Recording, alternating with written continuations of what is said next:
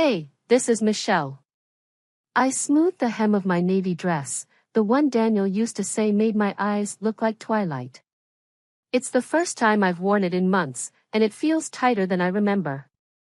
The mirror doesn't lie, I'm not the woman I was when he first saw me in this dress, 5 years ago.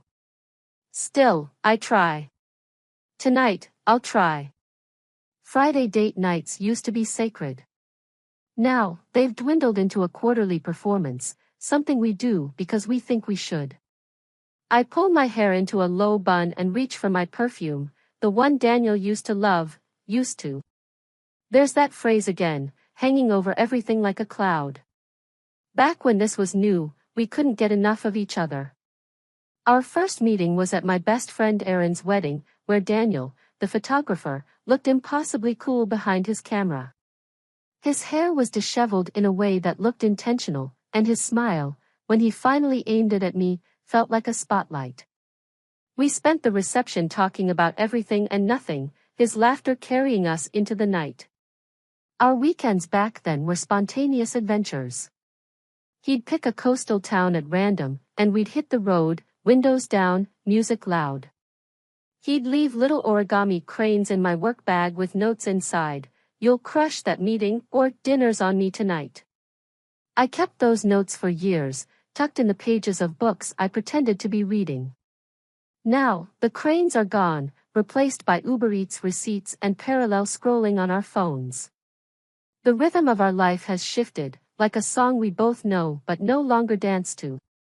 Our modern apartment in the city, once a symbol of our shared ambition, now feels like a set piece for two actors who forgot their lines. The kitchen table is cluttered with unopened mail and last weekend's coffee mugs. I glance at the clock, 7:03 p.m. Daniel should be home by now. I've set the table, candles, plates, wine glasses, but I already know it's pointless. My phone buzzes. Can't make it tonight. Gallery opening ran late. Rain check? I stare at the message, the cold finality of it. He didn't even bother calling. The wine bottle remains unopened, the candles unlit. I sit down anyway, because what else is there to do? A quiet voice in my head whispers the truth I've been avoiding. This isn't just a missed date. It's a turning point. The last of our romance has been reduced to a placeholder. The cranes, the trips, the twilight eyes, all memories now. I blow out the candles I never lit and take my plate to the sink, the clink of ceramic against stainless steel ringing out in the stillness. As I wash the plate, I remind myself that time has a way of eroding things if you let it. Maybe this is just a phase, I think. Maybe we can find our way back. But as I glance at the empty table, I realize I'm the only one trying to get there. It's been 3 weeks since the canceled date night. The candles are still on the table, untouched, a quiet monument to what we keep avoiding.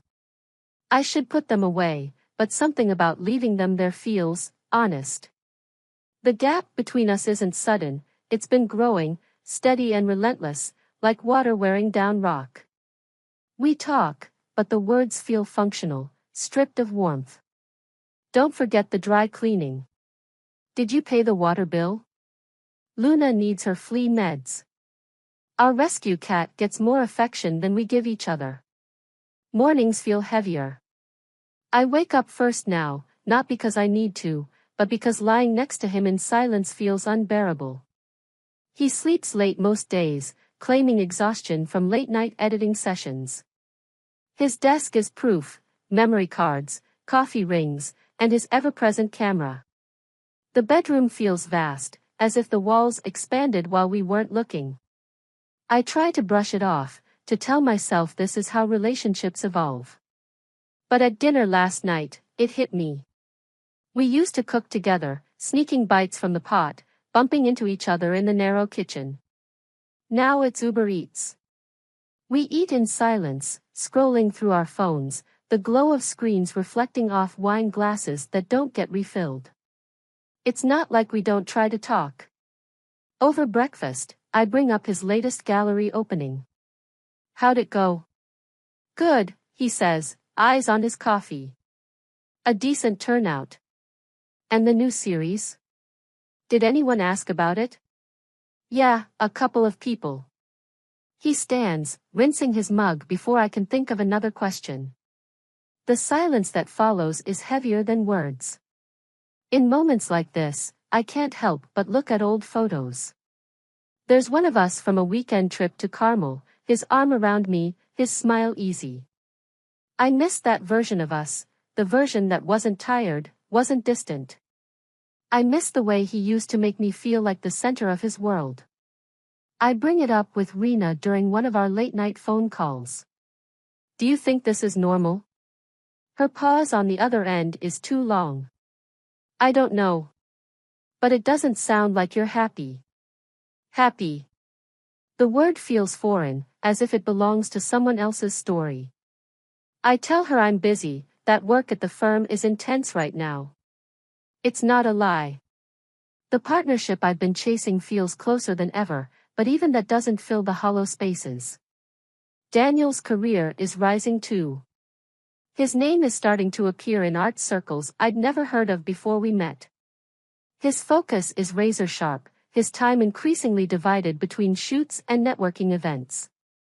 It's what we both wanted for him, isn't it? But ambition has a cost. Our paths, once parallel, now seem to veer in opposite directions. When we do cross, it's brief, a brush of hands, a shared glance, and then we're back to our separate lives. I tell myself this is temporary. I tell myself it's a phase, a storm we'll weather. But deep down, I know storms don't last this long. And I can't remember the last time we stood in the same place, together, looking at the same horizon. Time trickles forward, each day feeling longer than the last. I notice it first at our friend Maya's anniversary party. Everyone is buzzing, celebrating a decade of marriage. I should be happy for her, but I'm distracted. Daniel is across the room, leaning casually against the bar. He's smiling, nodding along to someone's story. The sight of him, so animated, so present, feels foreign. He catches my eye, gives me a small wave, but doesn't move to join me. That wave feels like a wall. Rain splatters against the windshield, and neither of us breaks the silence. I steal glances at him, his face half illuminated by passing streetlights. He's miles away, even sitting next to me. The next morning, I decide we need to fix this, or at least try. I start small, packing a surprise lunch to take to his shoot. When I arrive, Daniel is adjusting a light stand, his brow furrowed in concentration. The model on set glances at me curiously. Hey, I say, holding up the bag. I thought you might be hungry. He hesitates, his gaze flicking between me and the setup. That's sweet, but I'm swamped right now. The bag feels heavier as I nod. Of course. I'll, leave this here. I set it on the table and walk out, my steps echoing in the empty hallway. I tell myself it's one moment. Not every gesture lands perfectly. So I try again. The next weekend, I arrange a rooftop picnic. The same spot where we'd watched fireworks on our first New Year's Eve together. The view of the skyline is as breathtaking as I remember, but Daniel's distracted. Everything okay? I ask, watching him scroll through his phone. Yeah, just catching up on emails. I force a smile, pouring wine into plastic cups. Remember how we used to come here and talk about everything? Dreams, plans, random nonsense? Yeah, he says, barely looking up. I drain my cup faster than I should. Time keeps slipping, and the tension between us feels like a rubber band stretched too thin. One night, over takeout, I bring up therapy. Couples therapy, he repeats, his fork hovering midair. Yeah, I say cautiously. I think it could help us reconnect. He shrugs, his tone neutral. I don't think we're broken. His indifference stings more than outright rejection. I keep trying, rooftop dates, late-night drives, recreating our early rituals. But everything feels forced. Even our conversations have lost their rhythm. They're clunky, filled with small talk about work schedules and neighbor gossip. It's during one of these stilted dinners that I notice the shift in myself. I've started watching other couples. My parents, who still laugh over shared memories. Rena, glowing in the early stages of her relationship. Their love feels effortless, alive. Ours feels like it's on life support. One night, I sit alone on the couch, flipping through old photos. There's one of us at a beach, laughing, his arms slung casually around me. The memory feels so distant, I almost don't recognize the people in it. When I show him the picture later, he barely glances at it. Good times, he says, already turning back to his laptop. That night, I lie awake, staring at the ceiling. I want to believe we can find our way back to each other. But the weight of the silence between us is suffocating. The days bleed together, each one marked by tiny fractures in the foundation we once called love. I don't know when it started, maybe the first time he forgot my birthday, or maybe when I stopped caring if he remembered. But tonight, as I sit in our favorite coastal restaurant, sipping wine alone, I realize the cracks have widened into a chasm. This weekend was supposed to be different. A getaway to the town where we had our first spontaneous trip. I'd booked the same bed and breakfast, made reservations at the same restaurants, even packed the red dress he'd said I looked stunning in. But Daniel arrived late, so late we missed the sunset we'd planned to watch. He didn't apologize, just tossed his bag on the bed and said, "Long day at the gallery." Now, he's sitting across from me, staring at his phone. "Daniel," I say, my voice firmer than I expect. "Can you put that away?" He looks up, startled, like I've interrupted something important. "What's wrong?" "What's wrong?" I repeat, incredulous. "We came here to reconnect, and you're glued to your phone like we're strangers at a bus stop." His brow furrows, but he slips the phone into his pocket. "I'm here, aren't I?" "That's not enough," I whisper, the words trembling out before I can stop them. The next day, we walk along the beach. The sky is gray, and the wind carries a chill that cuts through my jacket. We walk side by side, but there's a space between us that no amount of words can fill. I feel like we're avoiding something, I finally say, breaking the silence. Daniel sighs, stuffing his hands into his pockets. "What do you mean?" "This," I gesture between us. "This distance. We don't talk, we don't connect. It's like we're just going through the motions." He stops walking and looks at me, his expression unreadable. "So, what are you saying?" I hesitate. The words are heavy, sharp, and I'm not sure I can bear the weight of them. I'm saying, maybe we've changed too much. Maybe we're not the same people who fell in love. His shoulders slump, and for a moment, he looks so tired, so human, that my anger softens. "We haven't been us in a long time," he says finally. The admission hangs in the air, raw and undeniable. Back at the bed and breakfast, we sit on the porch, a bottle of wine between us. It's quiet except for the sound of waves crashing in the distance. "When did it happen?" I ask, swirling the wine in my glass. "When did what happen? When did we stop trying?" He doesn't answer immediately. Instead, he pours himself another glass, the liquid glugging into the silence. "I don't think it was one moment," he says finally. "It was a lot of little things." I nod, staring at the dark horizon. It's like love didn't leave us all at once. It faded. Slowly, so slowly we didn't even notice. He leans back in his chair, his gaze distant. "I hate that you're right." That night, the rain comes, relentless and cold. We sit by the fireplace in silence, the warmth doing little to thaw the tension. When I wake up the next morning, Daniel is already packing. His movements are methodical, almost detached. Do you think we can fix this? I ask, the question tumbling out before I can stop it. He pauses, his hands hovering over the suitcase. I don't know. And somehow, that uncertainty hurts more than a definitive no. The weekend ends, not with a fight, but with a quiet understanding. The drive home is a blur of wet roads and muted radio songs. Neither of us speaks, but the silence feels different this time, weighted with truths we're too afraid to voice. As we pull into the driveway, I glance at him, my chest heavy. We need to talk, I say. His eyes meet mine, and for the first time in a long time, I see the man I fell in love with.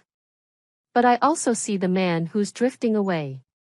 Yeah, he says softly. We do. The apartment feels different, quieter. Not the comforting kind of silence, but the kind that sits heavy, suffocating. I sit cross-legged on the living room floor, sorting through our shared life. Boxes surround me, his things, my things, and the things that don't belong to either of us anymore. Luna brushes against my leg, her soft purr the only sound. She doesn't know what's happening, doesn't know that soon, she'll have to pick between us. Daniel's on the other side of the apartment, packing his camera equipment. He's meticulous, as always, coiling wires and wrapping lenses like they're sacred artifacts. Should I take the coffee maker? He calls out. I pause, holding a framed photo of us from a few years ago, Daniel's arm around my shoulder, both of us grinning at the camera, sunburned and happy. No, I reply after a moment, setting the frame aside. I'll get a new one. By evening, most of his things are gone, tucked neatly into his car. The apartment feels emptier, but not in the way I'd imagined. It's not the absence of his stuff that stings, it's the absence of him. We stand in the doorway, a fragile truce between us. Neither of us says much. What's there to say? You'll be okay, he says finally, his voice soft but firm. I nod, swallowing the lump in my throat. You too. He leans down to scratch Luna behind the ears.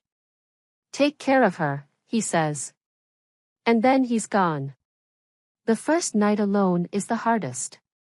I lie awake in bed, staring at the ceiling, the emptiness beside me a reminder of everything I've lost. Luna curls up on the pillow next to me, her small weight both a comfort and a reminder. For weeks, I move through life like a ghost, going to work, coming home, and pretending I'm fine. The apartment is too big, too quiet. I find myself talking to Luna more than usual, narrating my day like she understands. I almost spilled coffee on a partner today, I tell her one evening. He would have laughed, though. Probably. She blinks at me, unimpressed. Daniel and I handle the practicalities like adults, dividing the lease, sorting out finances, even deciding who keeps which books. It's surprisingly civil, but every interaction feels like a tiny wound. When we meet to finalize the pet custody arrangement, it's in a neutral cafe downtown. I bring Luna in her carrier, though she hates it. I've been thinking, he says, stirring his coffee. Maybe she's better off staying with you. She's more attached to you anyway. I look at him, surprised. Are you sure? He nods, offering a small smile. Yeah. I'll visit, if that's okay. Of course. It's one of the few times our conversation doesn't feel strained. In the weeks that follow, I start to rebuild. I rearrange the furniture, paint a wall, and fill the space with things that are entirely mine. I take Luna to the park more often, her leash drawing amused looks from passers-by. Sometimes, I catch myself thinking about Daniel, not in a longing way, but with a quiet sense of curiosity. I wonder if he's okay, if his gallery is thriving, if he's finding his own peace. I don't text him, though. It feels too soon, too fragile. Months later, I find myself at a mutual friend's gallery opening. The room buzzes with chatter, the walls lined with art I don't quite understand. And then I see him. He's across the room, talking to someone I don't recognize. He looks different, happier, lighter. When our eyes meet, he offers a small wave, and I wave back. We don't talk, not that night. But as I leave the gallery, there's a strange sense of closure settling over me. Back home, Luna greets me at the door, winding around my legs. I scoop her up, pressing my face into her fur. We're going to be okay, I whisper, and for the first time, I truly believe it.